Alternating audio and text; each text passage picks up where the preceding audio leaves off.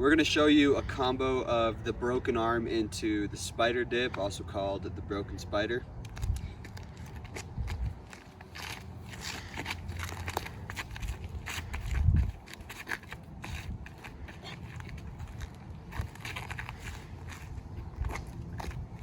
Okay, you're gonna start this move off with the backhand slide. And then when you catch, instead of stopping, gentlemen, you're immediately gonna turn your right wrist down and step with your right and go into a chicken wing. This is the broken arm.